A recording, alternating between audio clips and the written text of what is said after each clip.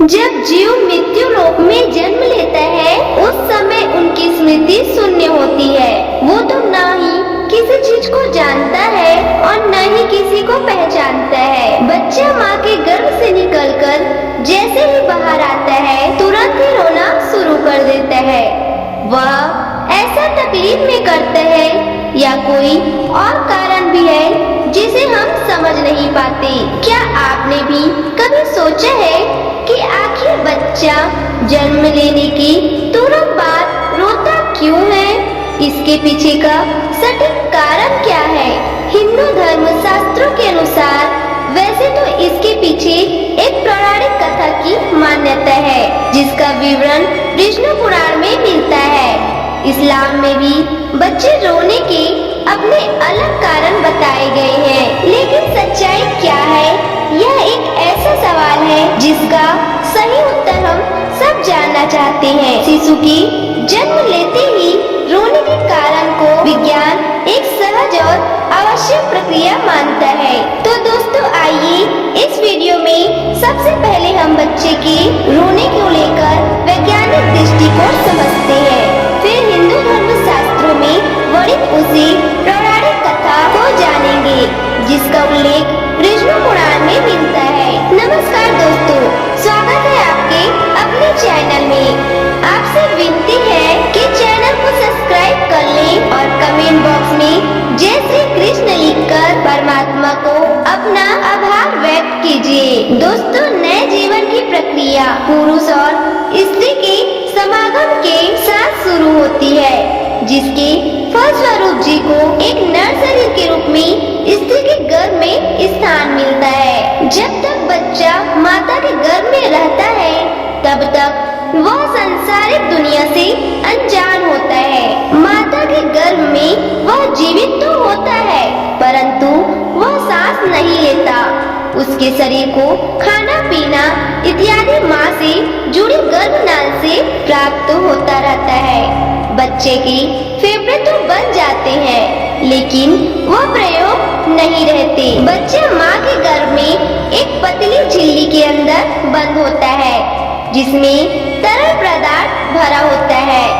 इस तरल पदार्थ को वैज्ञानिक भाषा में एम्नियोटिक फ्लूइड बोलते हैं। यह तरल पदार्थ बच्चे के मुंह में श्वास नाली और फेफड़े तक में पहुंच जाता है। लेकिन जब तक बच्चा माँ के गर्भ में रहता है तब तक इस तरल पदार्थ से बच्चे को कोई कष्ट नहीं होता, बल्कि इसी तरल पदार्थ की वजह से वह माँ के गर्भ में सुरक्षित रहता है।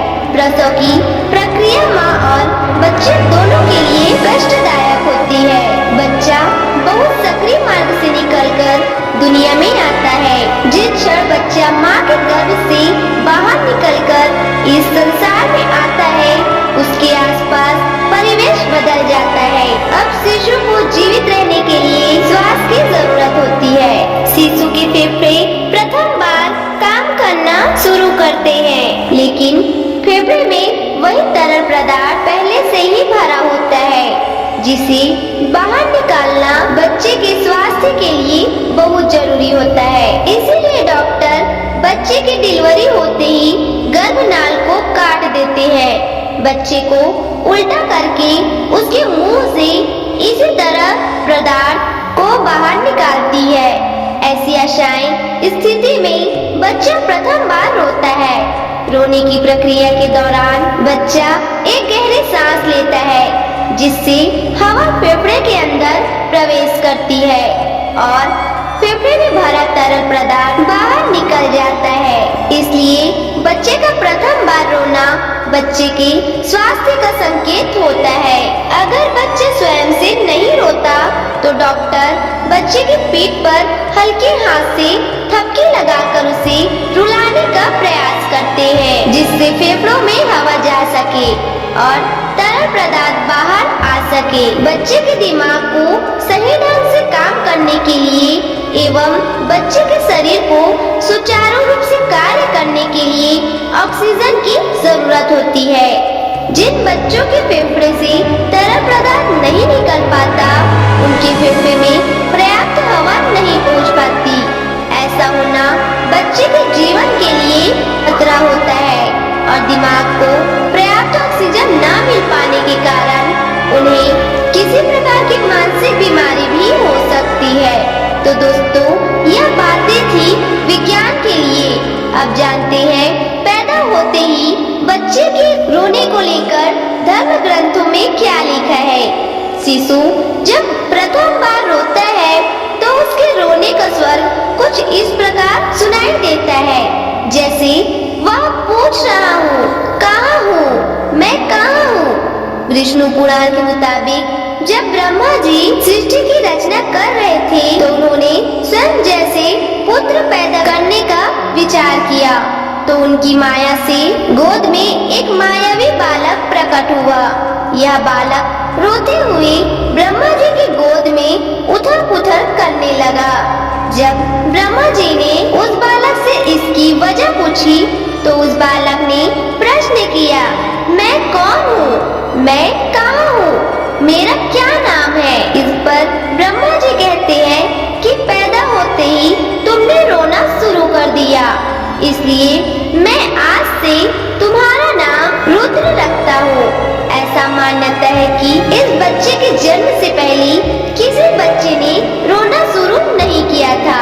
ऐसी पौराणिक मान्यता है कि तभी से जन्म के बाद बाकी बच्चे में भी रोने का नियम बन गया है। जबकि इस्लाम धर्म में यह मान्यता है कि बच्चे के जन्म लेते ही शैतान उसके पास आता है। शैतान के छूते ही बच्चा जोर जोर से रोने लगता है। इसलिए ऐसी मान्यता है कि जब बच्चे की पैदाइश हो जाए तो फौरन उसके दाएं कान में जान और बाएं कान में इमामत पढ़नी चाहिए, ताकि बच्चा शैतान के डर से महफूज अल्लाह की पनाह में रहे और पैदा होते ही अपने परवरदिगार का नाम सुन ले।